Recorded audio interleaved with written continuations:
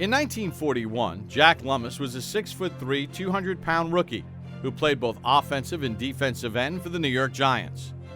Born on October 22, 1915, he was the youngest child and only boy born to Laura Frances Lummis and Andrew Jackson Lummis Sr. And from an early age, Jack had earned the reputation as a talented athlete. Jack's talent and determination earned him a scholarship to Baylor University, where he was an all-Southwest Conference player in both football and baseball. He excelled in high school, college, and I believe he wanted to just test the limits of how far his athleticism would take him. After a stellar collegiate career at Baylor, Jack had his sights set on being a pro. And in the spring of 1941, this country boy was off to the big city, where he signed a uniformed player's contract with the New York Football Giants.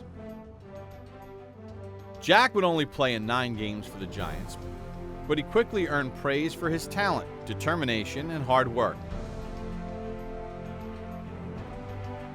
New York's final game of the regular season was against their crosstown rival, the Brooklyn Dodgers. The date was December the 7th, 1941.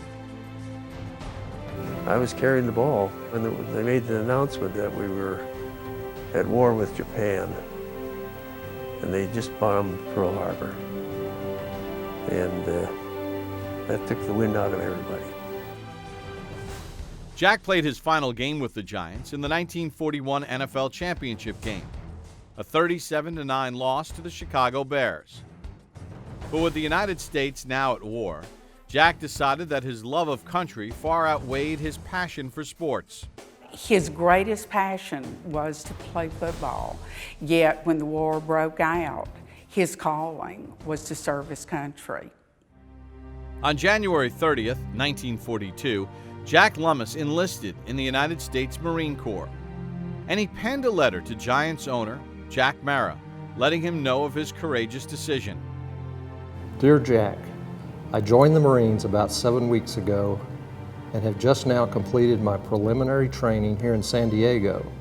Jack, I would like to take this opportunity to tell you how much I enjoyed playing with the Giants and to thank Duke, Wellington, Mr. Mara, and Coach Owen for everything. I'll never forget my rookie year with the Giants. Best of luck this coming season. Yours truly, Jacklummus. Lummis quickly rose through the military ranks, and by 1944, he was assigned as an executive officer and company commander. A year later, as the fighting intensified, Jack's unit was called into action. And on the morning of February 19, 1945, he landed on Iwo Jima in the first wave of assault troops. Lieutenant Jacklummus was selected to come up and take us through the gorge. He was to come up and dig us out of our foxholes and get us going. The Battle of Iwo Jima was one of the most savage in the history of the Marine Corps. After twice being knocked over by grenade blasts, Lummis continued to lead his men in combat when he stepped on a landmine, blowing off both of his legs. But he miraculously pulled himself up, courageously giving orders to his troops. The heroism, unspeakable valor that he displayed on that day. Men who served under him loved him. They'd go anywhere with him. They said so.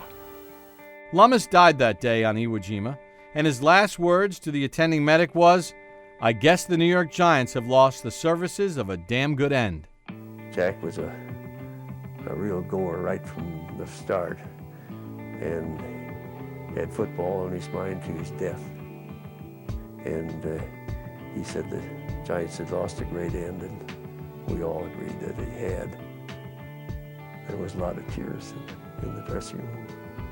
Knowing that he had mortal wounds, to go back to think of his dream of being with the Giants and what they had lost, and it shows his love of sports and his love for the Giants. Andrew Jackson Lummis Jr. gave his life in service to his country on March the 8th, 1945, in the Battle for Iwo Jima. After his death, Lummis was awarded the Congressional Medal of Honor, one of 2 NFL players ever to be bestowed that distinction. For an individual to sacrifice themselves for others is the most incredible, selfless act a human being can make. And to win the Congressional Medal of Honor, and for Jacklummus to have attained that, speaks volumes to who that person is. Ever since he was a young boy, Phil McConkey was a scrappy, undersized football player who had to overcome many obstacles to achieve his football dreams. Because of my size or lack thereof, I couldn't get a scholarship. And my dad and mom just couldn't afford college, and it came down to West Point or Annapolis for me. You know, I love my country, and it was an opportunity for me to get a free education and play big-time college football and then serve my country afterwards. It was extremely demanding, and it was a big challenge, and the idea is to place big-time pressure on you to see how much you can handle, because it paled in comparison to the types of pressures that you would face as a combat officer in the United States Navy, whether you're driving a ship or flying a plane or leading troops in battle. McConkey went on to become a star at the U.S. Naval Academy. And in the 1978 Holiday Bowl, his final game as a midshipman, he was named Most Valuable Player and led Navy to a thrilling come-from-behind victory. We were losing 16-3 and staged an epic comeback. It was just so incredible to be around my teammates that refused to quit and rallied in the fashion that we did, and what an incredible way to go out. You know, after my last game, which I thought was my last game at the Holiday Bowl, I was looking forward to a career in the Navy. I thought, you know, I was going to go to Pensacola, earn my wings of gold, be a Navy pilot, 20 years, 30 years, who knows, you know, in the Navy. And it was a few years into my commitment that I just started wondering, what if? You know, if I had the chance, could I have made it? So I decided to go all in. When my commitment was over, after 5 years, I was going to go try to do this. First thing I did, I was at the Naval Academy. I sought out Steve Belichick, Bill's father, who had been an assistant there for many, many years. And I'll call Bill, he said. Meaning Belichick, his son, who was just going into his first year as defensive coordinator. And Bill Parcells just got promoted from defensive coordinator to head coach. So through that connection, signed with the Giants and, you know, went to training camp. In 1985, Phil McConkey would have his best season with the New York Giants. McConkey would have career highs in receptions and punt return yardage. The big thing for me was my ability to catch punts. And I think that pressure and that being uncomfortable kind of really honed my focus. In Super Bowl 21 in Pasadena, McConkey raced into the stadium with his signature pregame towel-waving dash down the sideline that sent Giants fans into a frenzy. I had a lot of energy, a lot of pent-up energy, and I just couldn't wait to, you know, bust out of that tunnel. And as soon as they released us, I usually just would sprint to the other end of the field and just whipping the towel up, and it was bedlam. Whatever I could do to help my team, and if that enthusiasm and that fire pumped us up, you know, so be it. In the second half, McConkey dazzled the crowd with 2 iconic pass receptions. Sims is looking way downfield. He's got a receiver. Complete. Down to the 10. 5. Touchdown, I believe. That's on the market at the 1. Still in the pocket of the 1-yard line. It was surreal, as I could see every rotation on the ball as it spun towards me. And then when I caught it and headed upfield, I thought I was going to get in. And then Mark Haynes, who was a former teammate who was with the Broncos, came in from my right, and I tried to hurdle him from the 5-yard line. A flea flicker. And I was that close. Didn't know that I'd get another chance the next series. As fate would have it, in the fourth quarter, McConkey's dream would come true, with a little help from his friend and Giant teammate Mark Bavaro. It is complete. Yes! He hung on to the ball. Bavaro hung on to the ball, and McConkey came down with it off his fingertips. Sims delivered it right between his hands. Ball's deflecting. It's tumbling end over end down, and just snatched it, you know, a foot or so from the ground. And again, I was ecstatic. I was literally out of my mind. I was somewhere else. It was an out-of-body experience is what it was. McConkey's NFL career ended in 1989. In his 5 seasons with New York, Phil would become one of the most beloved Giants of his era. And decades later, he still feels that strong bond to the Big Blue family. All my teammates understood for us to do something great, you know, we have to be a team.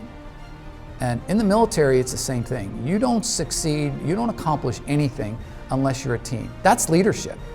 You know, that's Giants football. That's part of, you know, the fabric of what makes this franchise and this team so great. Alfred Charles Bloses was a fifth-round pick of the New York Giants in the 1942 NFL Draft. He was an All-American tackle out of Georgetown and attended William Dickinson High School in Jersey City, New Jersey, who quickly emerged as a giant among giants. Al was 6'6", 250 pounds. He was an incredible specimen of a human being.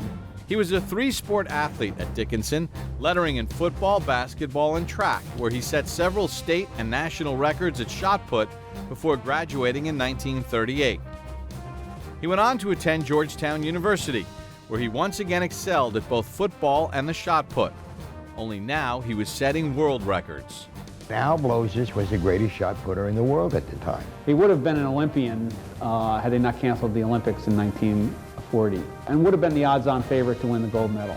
Bloses was a star on both offense and defense, and in 1941, he led the Hoya football team to its only bowl appearance in school history. Bloses would make an immediate impact at offensive tackle for the Giants in 1942 and was named an All-Star. And in 1943, he was named first-team All-Pro. Bloses was becoming a force on the football field, but his passion was to serve his country on the World War II battlefield.